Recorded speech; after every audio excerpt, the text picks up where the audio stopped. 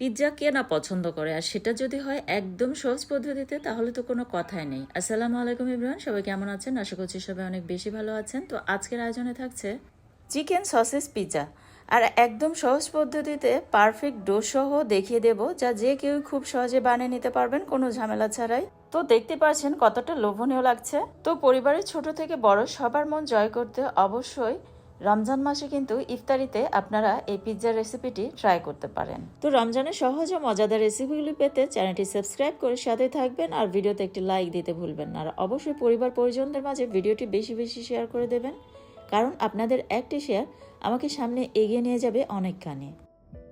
Viewers, আমি একটি mixing বলে মেজারমেন্ট কাপের 1 কাপ পরিমাণ গরম পানি নিয়ে নিলাম। এটা কিন্তু কুসুম গরম পানি না, একদম ফুটন্ত টকবগে গরম পানি আমি নিয়ে নিলাম। আর এর সাথে 2 টেবিল চামচের মতো পাউডার মিল্ক অ্যাড করে দিলাম। দিয়ে দিলাম স্বাদ মতো একটুখানি চিনি, এই ধরুন 1 চা চামচের মতো হবে। আপনারা চাইলে চিনির পরিমাণটা একটু বাড়িয়ে বা কমিয়ে অ্যাড করে নিতে পারেন যদি একটু মিষ্টি মিষ্টি পছন্দ করেন। আর স্বাদ মতো একটুখানি লবণ অ্যাড করে দিলাম, আর দিয়ে দিলাম ইস্ট দিয়ে দিয়েছি 1 টেবিল চামচের মতো। এখন খুব ভালোভাবে মিক্স করে নিলাম, আর দিয়ে দিলাম 1 টেবিল চামচ পরিমাণ সয়াবিন তেল। তারপর খুব ভালোভাবে মিক্স করে এর সাথে অ্যাড করে দিলাম ওই কাপ দিয়েই মেপে 1.5 কাপের মতো ময়দা। যে কাপ দিয়ে কিন্তু আমি পানিটা মেপে নিয়েছি সেই কাপ দিয়েই কিন্তু আমি ময়দাটা অ্যাড করে দিয়েছি। খুব ভালোভাবে মিক্স করে লাস্টের দিকে আরেকটু তেল অ্যাড করে দিলাম, এই ধরুন 1 চা চামচের মতো হবে। দিয়ে সুন্দরভাবে এভাবে আমি সমান করে নিলাম। আর এটা কিন্তু একদম নরম টাইপের ডো, দেখতেই পাচ্ছেন। ঠিক এভাবে বানিয়ে নেবেন, তাহলে কিন্তু পিৎজাটা অনেকটাই সফট হবে।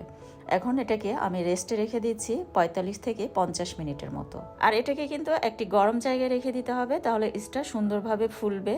তো আমি রান্নাঘরের এক কর্নারে রেখে দিয়েছিলাম। তারপর আমি 45 মিনিট পর ফিরে এলাম, আর এখন দেখতেই পাচ্ছেন ডোটা ফুলে ডাবল হয়ে গিয়েছে।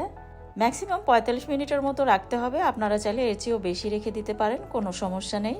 তারপর আমি সুন্দরভাবে বাতাসটাকে বের করে দিচ্ছি ভিতর থেকে। আর ডোটা দেখতে পাচ্ছেন কতটা সফট এবং নরম। তো আমি কিন্তু এরকম নরম টাইপের ডো দিয়েই পিৎজা বানিয়ে থাকি। তো পিৎজার একটি ট্রে নিয়ে নিলাম, আর এর উপর দিয়ে একটু ময়দা ছিটিয়ে দিচ্ছি। তারপর ডোটাকে কিন্তু হাত দিয়ে আমি ছড়িয়ে দিচ্ছি এভাবে। আপনারা চাইলে রুটিও বেলে নিতে পারেন, কোনো সমস্যা নেই, বাট হাত দিয়ে কিন্তু সুন্দর হয় এটা, রুটি বেলার কোনো প্রয়োজন নেই। তারপর সাইড দিয়ে এভাবে আঙ্গুলের সাহায্যে আমি একটু করে চেপে চেপে দিচ্ছি, তাতে একটা রাউন্ড শেপের হবে আর দেখতেও সুন্দর লাগে। আর অতিরিক্ত যাতে ফুলে না যায় তার জন্য কাঁটা চামচের সাহায্যে আমি একটু ছিদ্র করে নিলাম। তারপর চুলায় বসিয়ে দিলাম, আর আমি এটাকে 10 মিনিটের মতো এপাশ ওপাশ একটু ভেজে নিচ্ছি।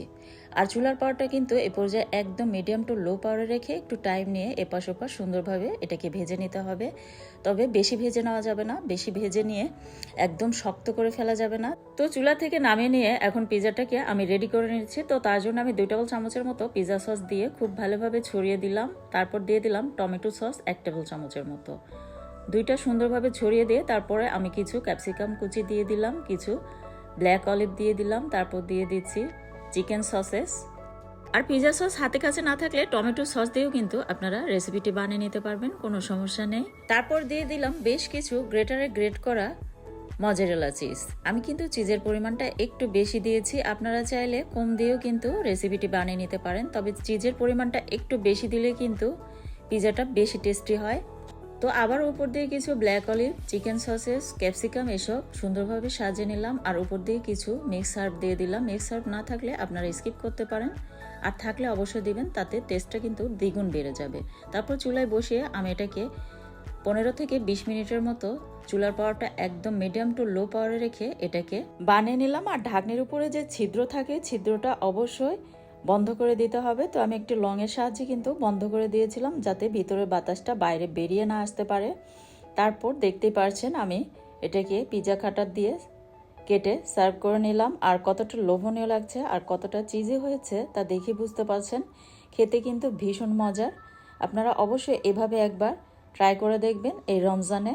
আমার বিশ্বাস পরিবার ছোট থেকে বড় সবাই ভীষণ পছন্দ করবে। Chicken sausages, black olive, pizza sauce এগুলি যদি আমরা হাতে কাছে কিনে রেখে দিই তাহলে কিন্তু ঝটপট এই মজাদার রেসিপিগুলি বানিয়ে নিতে পারি একদম কম সময়ে এবং কম খরচে, যেটা কিনা বাইরের রেস্টুরেন্টগুলিতে অনেক চড়া দামে বিক্রি হয়। তো সহজ ও মজাদার রেসিপিগুলি পেতে চ্যানেলটি সাবস্ক্রাইব করে সাথেই থাকবেন আর পরিবার পরিজনদের মাঝে ভিডিওটি বেশি বেশি শেয়ার করে দেবেন। পরবর্তী রেসিপি দেখার আমন্ত্রণ জানিয়ে আজকের মতো এখানেই বিদায় নিচ্ছি। ধন্যবাদ সবাইকে।